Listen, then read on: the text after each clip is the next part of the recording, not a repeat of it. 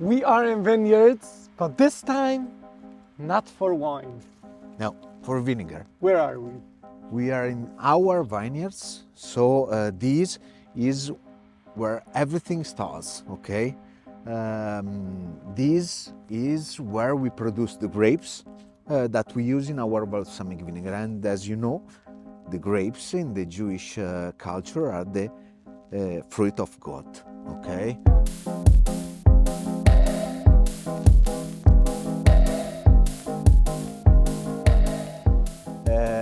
So we here produce the types of grapes that are allowed to produce balsamic vinegar, to produce the grape must that you must use in the balsamic vinegar.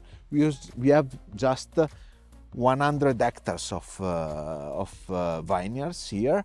These are the typical grapes of Modena area. Okay. The typical grape variety. Yeah. How many different grapes can we use for balsamic vinegar? Seven. Seven different grapes. 7. You can only use these 7 grapes. Yes. And it has to be from are typical from Modena area. This must comes from a producer that is certified for the production of cooked grape must for the balsamic vinegar. And these producer that are certified are just present in Italy. Guys, so if you want to learn, because I want to learn how to use balsamic vinegar and why it's so important over here and with what foods, coming in, I'll follow him, we'll taste some Tuscanini, and you can get it in your shopping center or your local grocery, spritz it on a salad or on burrata, cheese and tomato, yes. Or on even on risotto, or on fish, sandwich, or on a good sandwich. Yes. The flavored ones that Tuscanini just came out. Vamonos. Yeah. You say vamonos? No. In Italy you say Spanish. What do you say in Italy? Andiamo. Andiamo. How do you pronounce your name again? Gario. Gario. Balsamic vinegar. So we are in land of the motors, land of the food, land of the music, and land of balsamic vinegar. Balsamic vinegar. Teach me. Yeah. So here we have all the portfolio of products that we produce for under Tuscanini brand. Okay, and we are going to focus on some of the products now. The balsamic vinegar and the glazes, okay? Why? Because I would like to explain you how to use it, okay? We are going to taste the products, and we start from the standard one, that is the balsamic vinegar, okay? You will see that what's the difference between balsamic vinegar and the wine vinegar is the grape must that is inside. The grape must that is inside is giving the sweetness part of the product. It smells like vinegar, I think. It smells like vinegar. It smells like a sweet vinegar. Yes. Okay. And now we try? Yeah. I've never done this. I've seen it in my house, in the fridge forever. Yeah. And it's really nice, strong. Yeah. It's strong, it's still a strong product, it's still a vinegar, but you can start to perceive the sweetness part, okay?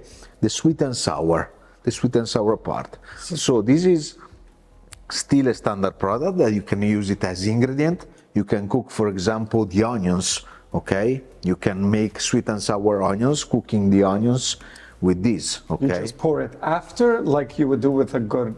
When you cook the onions, you put the onions in a pan with some oil, extra virgin olive oil. Then you put the balsamic vinegar and you cover the pan and you let them cook. You're making me so hungry. So that's the standard, typical, not complicated. No. Aged for? This is matured. So it's aged in the wood, we say, for at least 2 months. Okay. You use it on fresh salads. You can use even for vinaigrettes, this, okay? Then we climbed up a little bit in thickness, and so means even on sweetness of the product. And when do you use the thicker one versus the lighter one? It depends on what you are going to eat. For example, the thickener one you can use with the seasoned cheeses.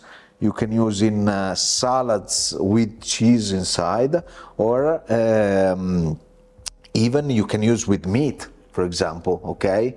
And for example, this one that is a spray, the spray version of the balsamic vinegar, you can use when you make the barbecue, okay?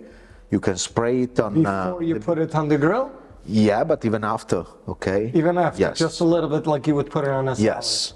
Okay. You can put directly, you can pour it directly on the meat. Mm-hmm. Or, for example, even with the fried dishes or with tempura, for example, you pour a little bit on the fried part, and it reduces the oily and fatty part of the dish. Amazing. Another interesting products are the glazes. I call it, when I speak about the glazes, I say that it's an easy product. Why? Because it has all the characteristics of the balsamic vinegar in it, because it's dark, it's sweet, and it's thick of a good balsamic vinegar, but it's cheaper, okay, compared to a very good balsamic vinegar, and it's easy to use because you just squeeze it, okay, and you have the products, okay. This you can use it, for example, you can use it on the salads, on burrata cheese, or so fresh cheese, on the tomato and mozzarella. You can use on burgers. You can use on poké, for example. So if I just pour it on a burger? Yes. Instead of mayonnaise and mustard, or with? No, without. You can put even just this. Just this, a little bit of olive oil. Yes. And it will be tasty. Yeah. I'm definitely going to try it. I would never think that this is vinegar. Yeah. It's really sweet, this. You don't taste the... You don't taste, you taste less the sour part. Yes. Okay. I can see where this one is going. And these are the two new products in the portfolio. This one is with raspberry, okay.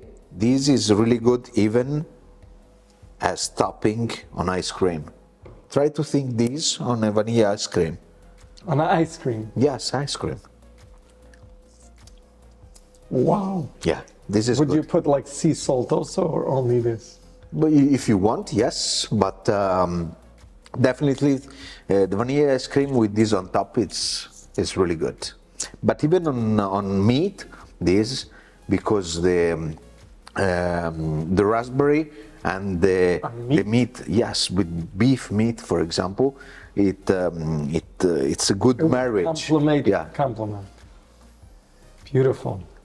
And this one, the sweetest one, is the one with caramel. And what would you use it for? Now, try to guess. How would you use it? Wow. This would go on a cake also, no? Yeah. Like cheesecake? Cheesecake, yes. Wow. This is delicious. You just sprinkle on a little bit, you cut up strawberries, also. Yeah. Ooh. This is really exciting products for people that I think people that are entry level into vinegar, they're not yet there. I think they should start with these, then dive right into the other ones, and I think we have a new thing on your counter that you'll bring out every day, not just a dusty bottle once in 8 months. This is the approach. I call this segment Wine Wednesday Wisdom. Where's the wine? You know where it is? Here, and in here, the base is wine. It all comes back to wine, and you know, the more we travel, the more we know. The more we taste, the more we know.